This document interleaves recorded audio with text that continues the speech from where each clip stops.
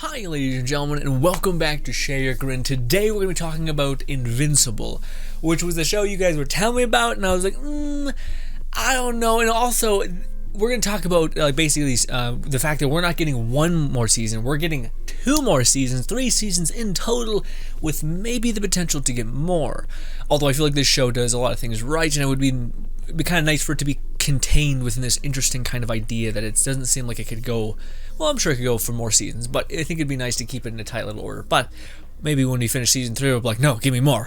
So we'll see. But I do want to also talk to you guys about the idea of the show. I'm not going to spoil anything, but my misconceptions when seeing it from the outside in, and how ultimately pleased I was that I gave it a shot.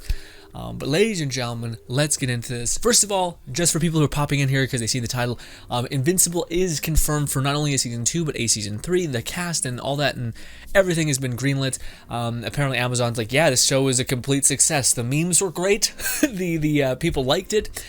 People were ready for that kind of show. An R-rated kind of comic booky kind of show. But yes, right here, this is the information that we're getting. It says Amazon has announced not only are we getting 1 more season, but 2 more seasons. And also, the 3rd season is going to come soon after the 1st season. So probably like a 6-month wait in between seasons.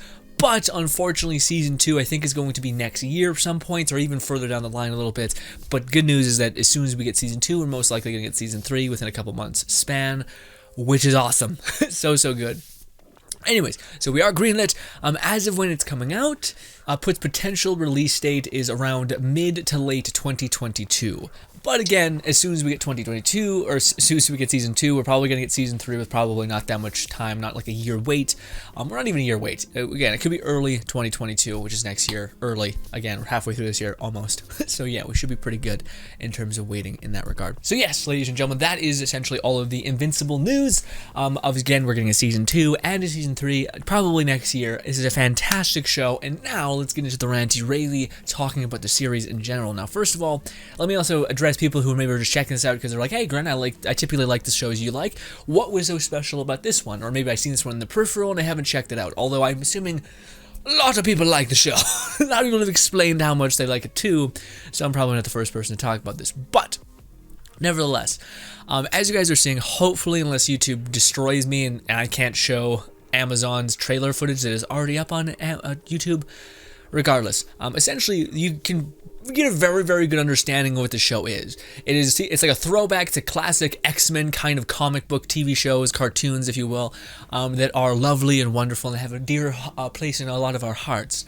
But as I was watching the first episode, and not gonna spoil it, essentially I was watching it and I was like, okay, I'm enjoying it. Yeah, superpowers. Okay, wow, he got him pretty fast. All right, little spoiler. Anyways, point being that I was like, oh, okay. And then I heard the mom say like shit or something, and then the F word, and I was like, oh, wait, is this show R-rated? I guess this show is R-rated. Shit, I guess. Okay, huh? And then, oh my goodness, and then episode 1's final 3 minutes happens, and you're just like,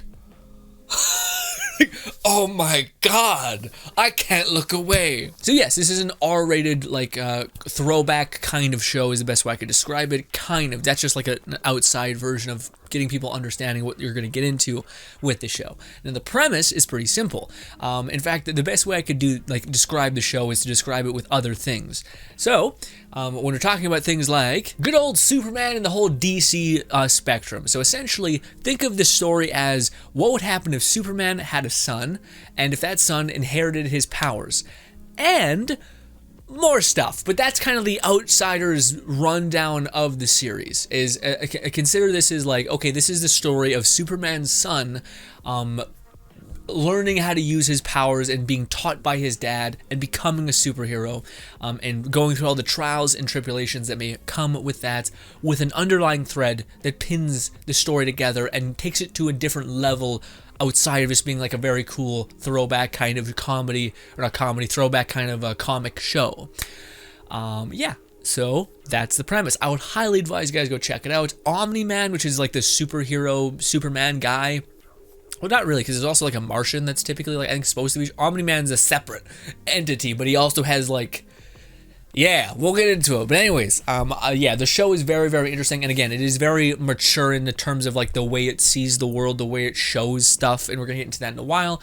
So if you're typically adverse to that kind of stuff, you don't like shows where there's swearing or anything like that, then probably not the best show for you. Although I will say that one of the most beautiful things about this show is that it seems like, in my opinion, that it is very meaningful and purposeful with every action that it takes. So what I mean by that is it typically isn't just like, let's say fuck, shit, piss for 10 hours just cuz. It's like, no, we're doing that because the moment warrants it. We're showing something bloody because it's supposed to make something stand out and like show you that this is not a game anymore. This is not like comic book goofiness. People be getting bloodied, hurt, like deformed shit. Like, it's brutal. It's like the realities of the comic book goofy kind of, don't look at the blood, or what, like, oh, if Superman were to go Mach 100 at another villain's body, maybe he would be covered and caked in fucking blood. And yeah, so it doesn't shy away from all of those kinds of tropes. But now, ladies and gentlemen, that's about as much as I can hold back. Okay, me talking about the show. And oh my, okay, so these are all spoilers. So again, if you're a person who, like, the more you hear about spoilers, the more you're interested in seeing it. I will say that this show is very much, I feel, the journey of everything. If you know, because I knew what was going to happen at the end, and I don't think it ruined it. If anything, I was just like, okay, but also it's pretty easy to pick up what's going to happen at the end. But I digress. Spoilers ahead. Cool? All right. Well, spoilers maybe before I said all that stuff as well. Anyways, ladies and gentlemen, the one thing I want to talk about with this show is the gore and the fucking violence. That's the best way I can describe it. Because this show is like the apex of violence.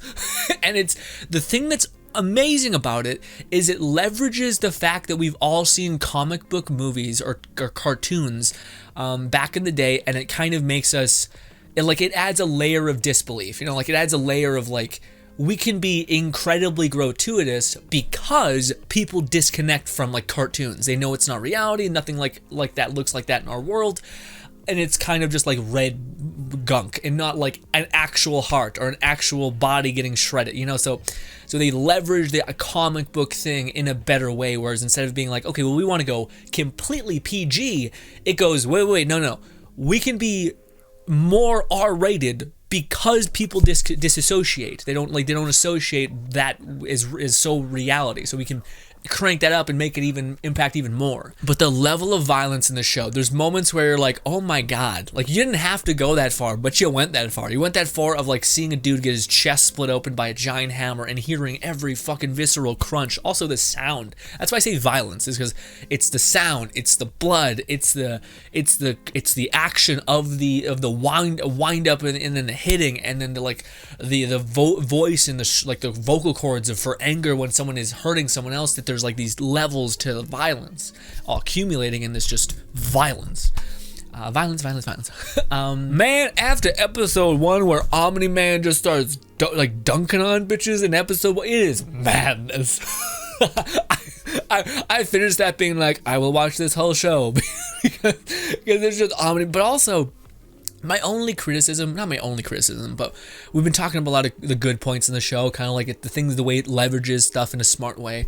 I will say my one big takeaway from the show being kind of flawed in some regard is the power scaling feels super off. Like 1 minute he's stopping a meteor in space, and the other minute he's getting like punched in the chin and just getting wrecked, and you're like, okay, or someone's like throwing him around like he's a rag doll, and it's like, but wait, you stopped a meteor, or like what?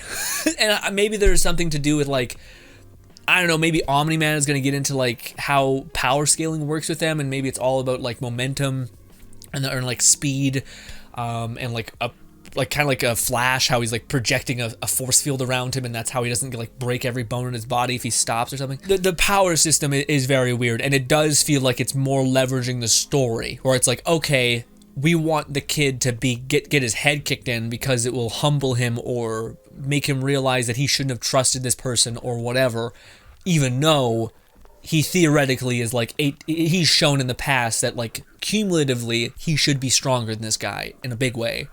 we're just gonna kind of subvert expectations and say it's fine. I digress. One of the biggest negatives of the show, I think, is just that it feels like the scaling of power is all over the place, and yeah, like I realize the goof the goof of the show is that like the main character is called Invincible and could be everything but. He gets shredded by because he's invincible to normal human beings, but he's a fucking punching bag for anyone, because that's the thing that's hilarious, is someone who's like, I'm invincible. It's like, whoa. Invincible implies you know nothing can hurt you, like nothing can take damage. You're immortal, my guy. Things can hurt you, and then it's just leveraging like a slow death. Essentially, like you can never, there's no escape. It's your body will keep trying to survive, so you just keep experiencing pain, horror, and viscera, horrible shit. But man, and that's the thing that they do so well in the show, is the villain is just bad fucking ass. And it's also, his motivations are understandable but not justifiable also. I will say, I've seen some crazy people back when I was like hearing about the show, where people were like, I stand with Omni-Man, and I'm just like, what the fuck? Now that I've watched the show, I'm like, are you okay? There's some problems with you, okay? You're just a psychopath. Whenever Omni-Man is on the screen, I think everybody just smiles, especially when like you know some shit's about to happen. You know, you're like sitting there like, oh my god, it's the music is kicking up, let's do it. And like there's so many moments. First moment is like, also that's something I wanted to mention about power scaling. That's why I brought it up, because we were talking about Omni-Man in the first episode, how it just was weird, like the Flash punching him 1,000 times and breaking his own hands on his wrist. Metal as hell, first of all, again, violent. But also, like it was weird that like that put such a big dent in Omni-Man, but like all of these other actions did nothing. As like in the end, he basically gets hit by a nuclear bomb. And nothing. He gets like a slight nosebleed, and he's like, whatever, that's cute, and he's fine.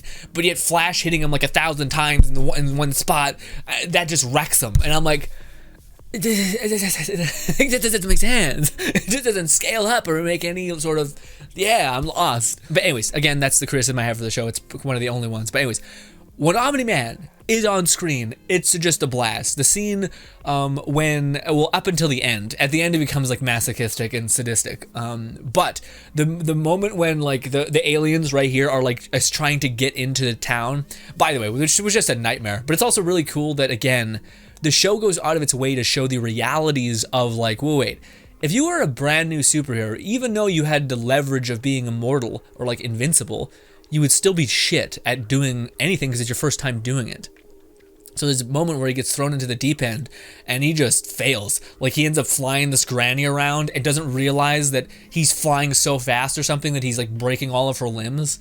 And he just eviscerates her basically, and it's just like one of those moments where like, ooh yeah, that's an undersight. You didn't train at all. Which also talks about how lunacy, how like becoming a superhero in this world is, where you're kind of just like, I'll figure it out. People's lives are on the line, I'll figure it out.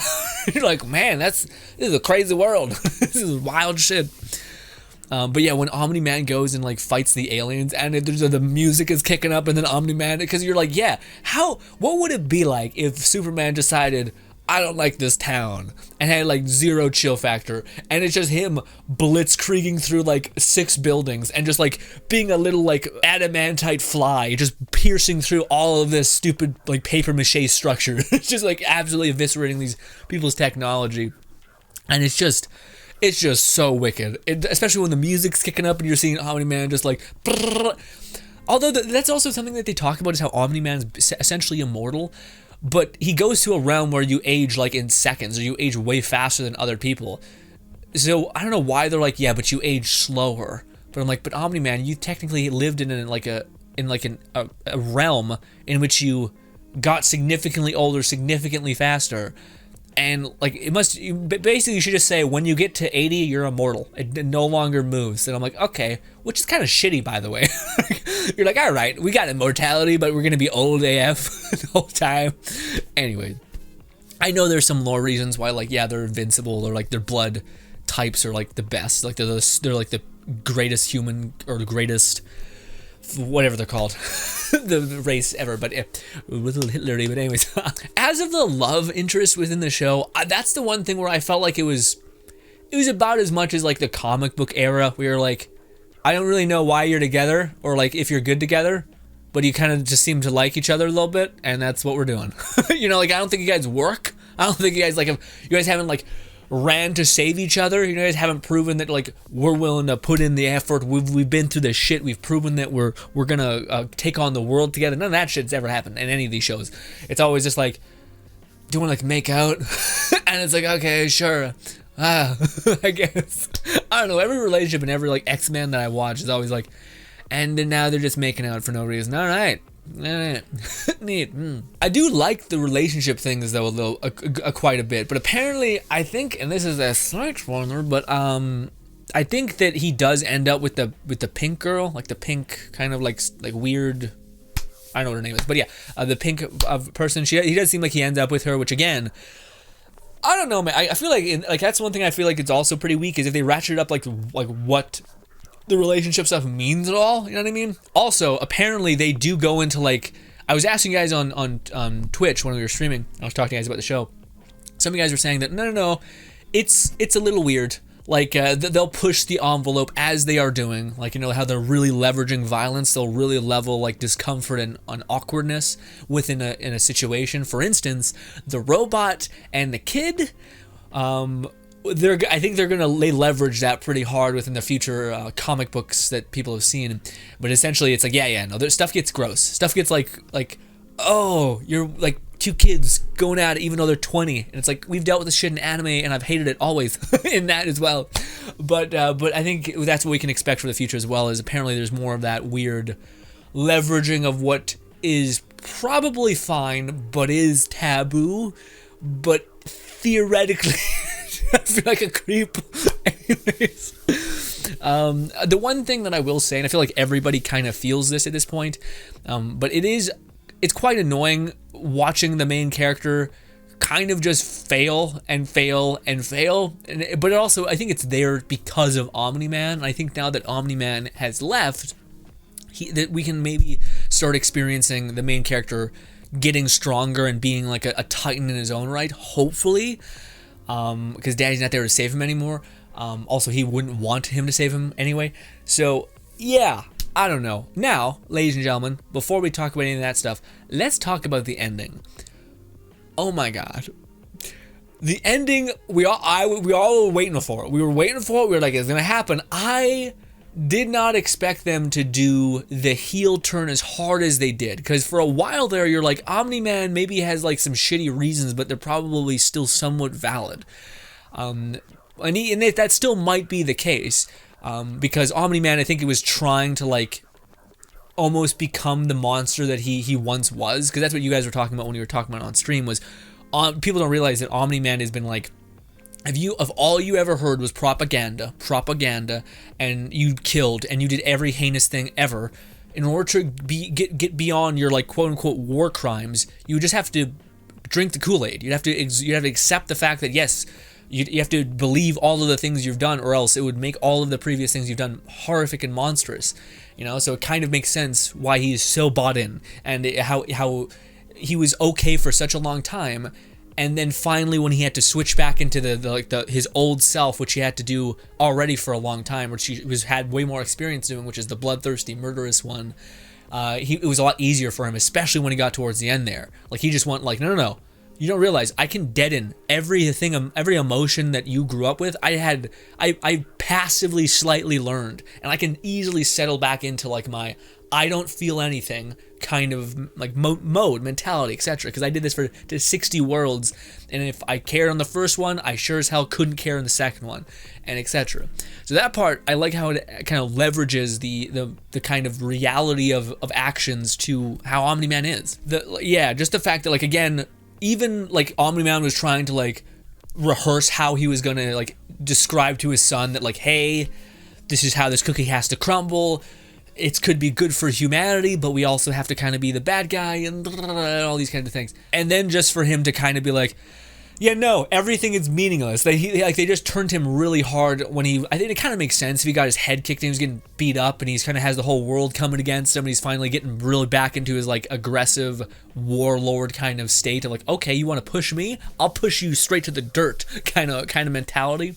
That he was probably feeling when he was starting to get the whole world basically going after him. And at that point he probably was pissed and was like, okay, fuck that. I don't care about your mother. I don't care about you, or I care a little bit about you. I don't care about this world. People are nothing but like sheep and disgusting piles of viscera that I don't care about, etc. And it's just like, bop, bop, bop, bop, bop. It's constant. And it's funny because, again, that's one of the highlights of the show. I think if you think back and you're like, oh, I kind of get how his son reacts, you know what I mean? Because like you're his hero, you're like this guy who's supposed to be this magical guiding light, but at the same time you're saying the most worst heinous things, and you know that you know a part of him isn't that, but now you're faced with a part of him that is that as well, like, and you can't deny.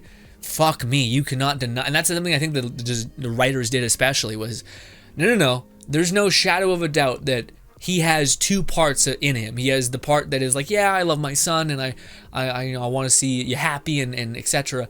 But I also have I did centuries on centuries of murder, death, killing, all this horrible shit, over and over and over again. It does mean nothing to me. Like I can flip that switch and just feel empty, if I want. And I think that's the cool thing in the show is that the designers, I think, did leverage that perfectly. Where like again, people could say the show is violent for the sake of violence. I don't think it is. I think it is violent and it leverages excessive violence because of its cartoon nature.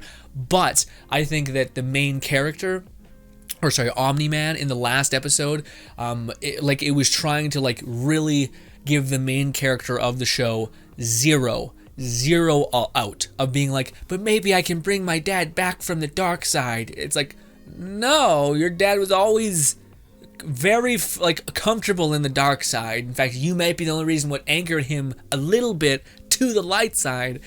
And also I like how, again, instead of him, like the main character, the kid, says like the only line I think he could ever say which would get his father to not only stop but potentially go against or just go away from Earth or whatever, which is what I don't really understand about the final part of the show. I don't know if his dad essentially left to his old world to tell them like, I can't do it, send somebody else there because I can't kill my son, but I know we got to do what we got to do because that's what our whole thing is. I don't know. Or it seems like his dad just fucked off because he wanted to fuck off. Like he's like, I can't handle this. Like I can't kill my kid. I can't conquer the planet. I'm just gonna leave.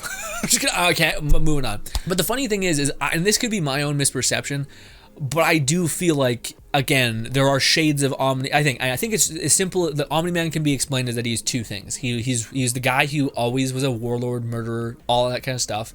And then he's also the guy who was a good dad, who cared for his son, who cared for his wife, and maybe he started pretending at first, but I assume at some point he believed, because also that's one of the one things that he always said to his wife was like, I need you to completely trust me, like 100%. But then why would he tell his son that she's a puppet or like a pet? Like that's the weird thing. Or like it seems like at some point Omni-Man was almost trying to get his son to fight back. Like I don't want like the part of me that is the part of me that you brought out. I want that part to kill the bad part of me and probably the good part as well. Kill all of me. Because it seems that's the kind of underlying feeling that I kind of got from the whole thing, because his actions just don't make sense for what he's doing. He says one thing and then he also says other things, and one of those things, I think all things are true, is my thing. I think the actions of like he actually does care about his wife, and I don't think he would ever kill her. But also I think at the beginning he probably did think of her nothing as just some sort of weird pet. But why would he go above and beyond for his special unique pet? You know, just like his actions don't make the most sense. You could say for cover, but there's no reason for the cover, you know what I mean? Even, yeah, so yeah. Anyways, I think that's one of the things I think people love with Omni-Man is that it does seem like if you think about it, his actions make sense in like, okay, he's probably, again, exactly what I just said, where I think he's a bad guy, but also he came to Earth and found the like foundation of being a somewhat good guy. That doesn't mean he's not a bad guy. That doesn't mean he's a good guy. That means he's both things, and he can be whatever he wants at any possible time. And for the majority of the show, we've seen him as like somewhat good guy with varying degrees of like a little bit of this. And the final episode was just like, oh no, he is not a little, he is all there. If he wants, he can completely exist in this shit fucking horrible nightmare guy mode if he wants, which is a really interesting character. But one thing I will say that is quite frustrating, and this is my like other gripe with this season, is I really was annoyed at the ending part of it, where essentially Invincible is sitting on the moon and his dad just kicked the shit out of him. He was shown in like the most visceral way you possibly can that you are nothing, you are meaningless, and you cannot save fucking anybody because I'm so strong that as long as I exist, you're nothing. Or as long as I'm stronger than you, I can do anything and everything I want. It's like in the face of absolute visceral power and somebody being able to show you that you can't do anything, like anything. You think at that point, especially with all of the like, he has to save his mom, he has to be there for this, he has to do that. You think that he would have the like incredible, like not even a choice, but like a have to kind of mentality to get stronger. But the season ends and he's kind of just like, yeah, I think I'll just be a high school kid. And I'm kind of just like, and I understand to some extent why, because it's like, hey, he himself, he clearly was shown that he doesn't have enough strength to be a hero, or to save people, so therefore maybe he's like, yeah, no, now more than ever, I don't want to be a hero. That's fine, but you still got your mom, you still got your what do you call it, your other thing, your girlfriend, your friends, some parts of the world, whatever. You have a lot of reasons to get stronger outside. You can say I can't be a hero. I can't in good conscience say I can save everybody, because I know that like there are entities in the world that are gonna crush me. So to say that like I'm the hero, I can protect you, I can keep you safe is just a lie. I know it's a lie. So I understand why he could say I don't want to be a superhero anymore, but I don't understand why he doesn't have the desire to get stronger, because he still has the inevitability of his dad coming back and like killing his mom, his friends, his everybody. So there's more than enough motivation for you to act and get stronger. But people have told me when I was talking about this on the stream that maybe it's just trauma. Maybe it's just like he will get to that point, but like right now you can't expect him to do anything. The fact that he's still like existing and not just in like a fucking crazy state of depressed is wild. Because anyone who sees oh my god, dude. And that scene was like the antithesis of brutality, was where Omni-Man holds his face and holds him to a car, a train full of people, and it's just like a paper shredder, just everything's just eviscerated, and he's just watching as he is inadvertently killing thousands. And I get that. Again, the fact that he's like, I'm gonna go ahead and walk around. I'm gonna go get pizza with my friends. I'm like, dude, you'd be fucking wrecked forever. And maybe he is. Maybe there's gonna be moments where he has PTSD or whatnot. But I will say one of the things I'm also hoping is I do hope they leverage him being like unique or special in some way. Like one of the things I think would have been really cool is it seems like Omni-Man is so cold, but has like experience on his side, but he has like no emotional kind of like drivers almost. Whereas it seems like, and that was one of the things I was hoping to see more of, and hopefully we'll see more of it in season 2. But like Invincible had this moment where there was 2 moments actually. Yeah, he had this moment where he was like, my friends are gonna die, and he had like this overwhelming surge of like power, strength, and everything, and he just started leveling people. And then he did it when he was fighting against the tiger guy, and it wasn't enough.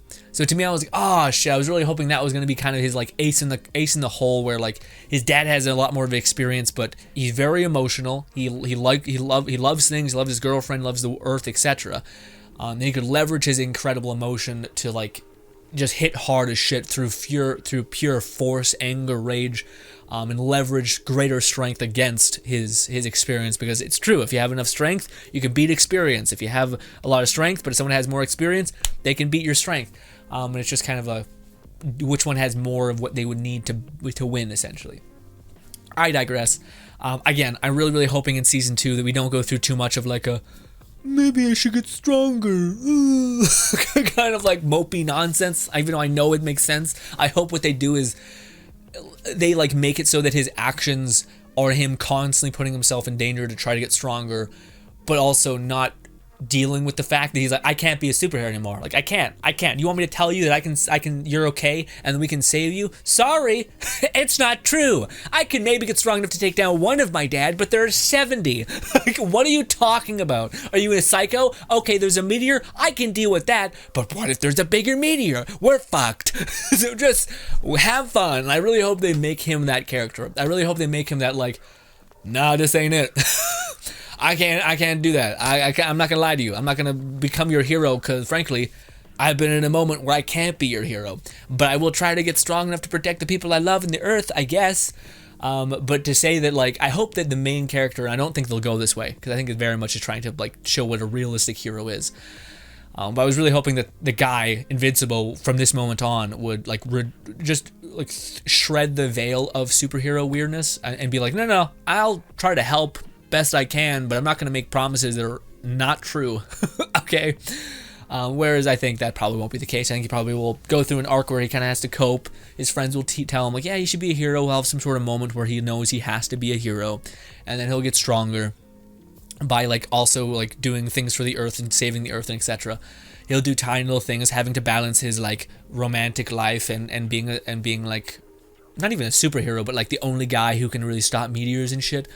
And yeah, I feel like that's what's probably going to go down, which is fine, but it could be a little bit more crazy, badass, wicked nonsense if, you know, a little bit more happened. But we'll see. Again, the designers of this show I have full faith in. Even if they take this in a completely different way, I'd be open to it because they've shown themselves to be really, really intentful. Like, everything seems like it means something and matters.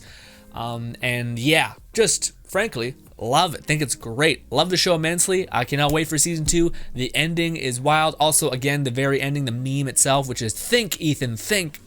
I love the ending of it because again, it to me it very much cements that Omni-Man is two things. He is the thing that he became when he came to Earth and had a child, which is like a loving father that wants his son to be okay, and also a murderous monster that has the capacity to become that whenever he wants. But I also love the fact that, again, like the one thing his son, like, because a lot of the whole show is like Invincible being kind of like moronic, you know, like he has like a Spider-Man level of wit, which is fun, but he doesn't seem like he has the sense or reason to kind of know what he is, know what he wants, etc. But then there's moments like that where you're like, okay, that's why you're the main character. That's why you're like that's why your weird, flawed self is survived, because anyone else in the situation would have gotten killed. They would have been like, fuck you, I hate you, or how could you say that, or you're not a bad guy, I know you're not a bad guy, or some bullshit. And instead he's just like, I don't know what to say, but I love you. You're my dad. Like, what are you talking about? It's like pure as hell. It's like the straight, you're my father, I love you, I wouldn't be here without you. Like, what? I can't. Like, I can't. Like, what are you talking? Like, nothing. Like, I love that. I love that like feeling of just absolute not like can't essentially. But anyways, ladies and gentlemen, thank you so much for your time. Hopefully you guys do enjoy the rest of your day. That was Invincibles. We will cover more series on the channel and we'll rant and rave about them. Also, please tell me what you guys think in the comments down below. Again, we were having a field day talking about this on, I think it was Saturday's stream, but it was absolutely lovely. And hopefully we can talk some more in the future. Ladies and gentlemen, if anyone has supported the video or shared this around, love you to bits. You're wonderful and fantastic. Also, would highly suggest the show, even if you just put up with all the spoilery weirdness, because again, the journey itself is pretty metal, pretty violent, and pretty awesome. Ladies and gentlemen, thank you for your time. Hopefully you enjoy the rest of your day, and